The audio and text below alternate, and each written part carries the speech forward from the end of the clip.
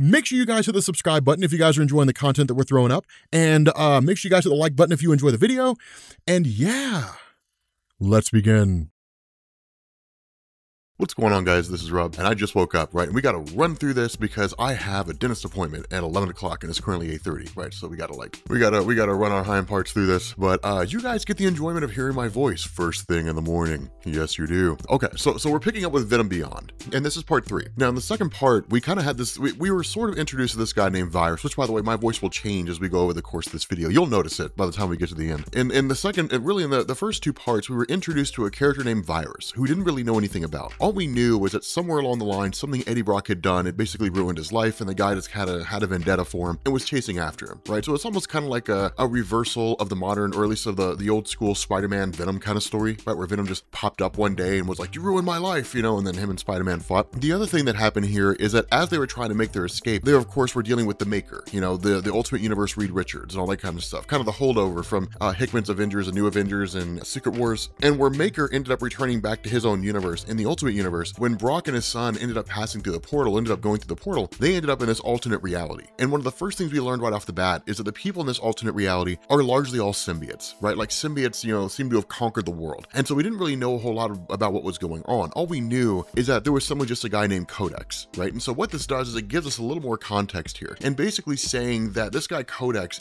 is the uncontested ruler of the world, right? Every city, every state, every corner of this planet lies in the palm of his hand, right? And day by day, his grip constantly grows tighter. Now, the reason why this matters is because what it shows is that while he is the quote-unquote uncontested ruler of the world, what it also means is that not everybody out there is a symbiote, right? Not everybody out there has been turned. And so we basically end up picking up with him and Otto Octavius. Of course, Otto Octavius being one of the people who have been turned, and then kind of asking the question, this Virus guy, have we managed to get the symbiote to bond to him? And notice how kind of disregarding this is, right? When Otto Octavius says, yeah, but the symbiote basically chooses its host, right? And this symbiote's not choosing this guy, right? It's just kind of studying him. It's examining him for some reason. And the response of Codex is, then kill the symbiote if it doesn't bond and try a new one. But in this day and age, a lot of work has been done to almost kind of humanize the Venom symbiotes. And so you can almost imagine that symbiote kind of like being scared of being killed, right? Like that kind of a thing. But the other part of this is that Codex starts going over all this equipment that Virus had, right? And he says, like, I need to know about all this stuff. Tell me about what this stuff is, right? Virus, like this suit of yours, right? They kind of tell him, like, you know, wake him up. Virus is kind of, you know, panicking, saying, hey, like, let me out of here. I'll do whatever you want. But when Codex starts going through and looking at this stuff, he's like, this is hodgepodge. You've got like ancient goblin technology here, right? So just super old school stuff. You've got War Machine components that have been decommissioned for years. This is all just junkyard stuff, right? And the response of this guy Virus is, it's all I could afford, right? Like I bought it off the Tinkerer and some black markets. And that's where we get a little more of an explanation here, right? The Codex basically says Tinker's been dead for a long time. So is Tony Stark, and so is Norman Osborn, right? I killed them all. Like they've all been dead for a long, long time. Presumably they refused to bond, or when this initial war kind of broke out, you know, we can assume it's that, we can call it that they were some of the first to fall, right? But whatever the case is, they're basically dead. But when Virus says that he was hunting, or he was chasing after Eddie Brock and his son, that's when Codex begins to freak out and is like, tell me everything that's going on. Now from here, we switch back over to Eddie himself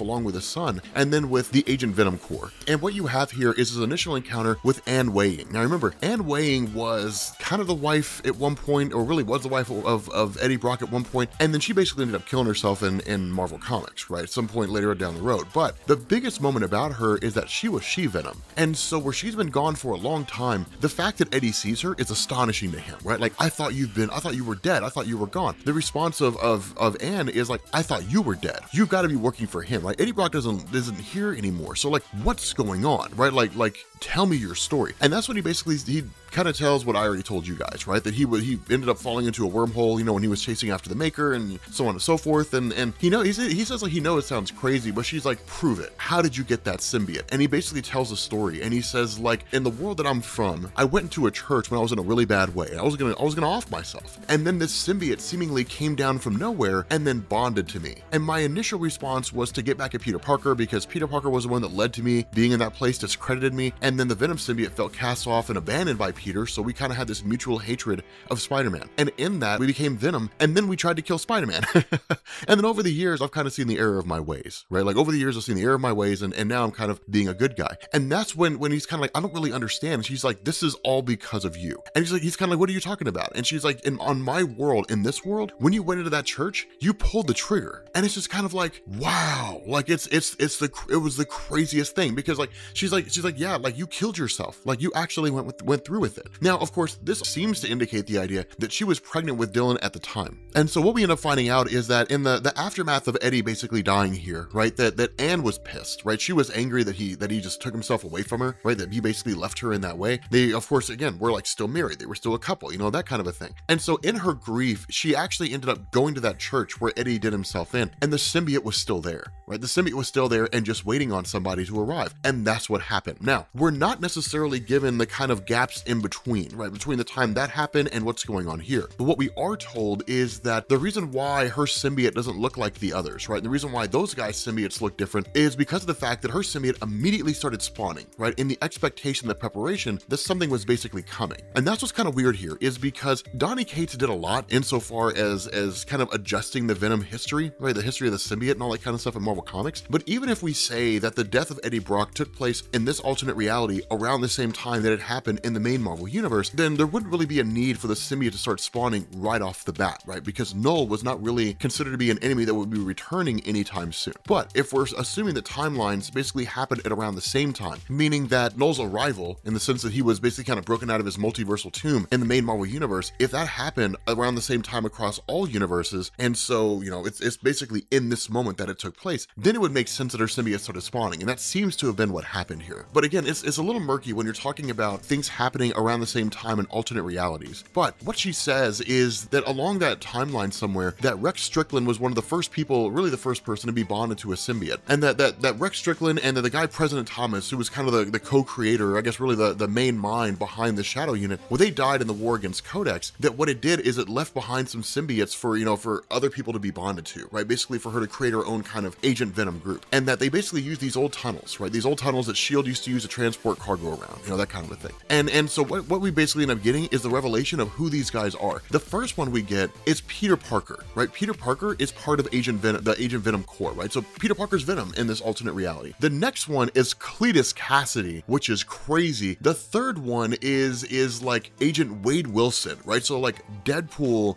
is basically Agent Venom in this alternate reality, which is kind of nuts. And then Andy Benton, whatever. So the craziest thing about this is that Eddie Brock gets pissed off about like Cletus Cassidy being on here. Now, the funny thing about this is that the response of Anne Weying is Cletus was the first one to join us. Yes, he's had a past, but with Rex's training and a lot of help from our science officer, he's one of the best agents we have. The reason why that's cool is because what it shows is Cletus Cassidy was Carnage somewhere along the line, which really kind of fleshes out the history of Anne Weying, that her history as Venom in this alternate reality was very similar to that of Eddie Brock, that somewhere along the line she most likely ended up fighting Peter Parker, that in that conflict the Venom symbiote kind of spit out a symbiote of its own, which came in the form of Carnage, which bonded itself to Cletus Cassidy. It most likely took Anne Weying as Venom and Peter Parker to team up to beat Cletus Cassidy, and then he's basically kind of been reformed, and now he's a good guy again. That's kind of what seems to be going on here. But the crazy thing about this is that the spider sense of Peter Parker starts going haywire, and it's like something's coming, like we have to move, right? We have to get out of here as fast as we can. And that's what we basically end up getting, this kind of crazy symbiote hit squad, right? The Juggernaut,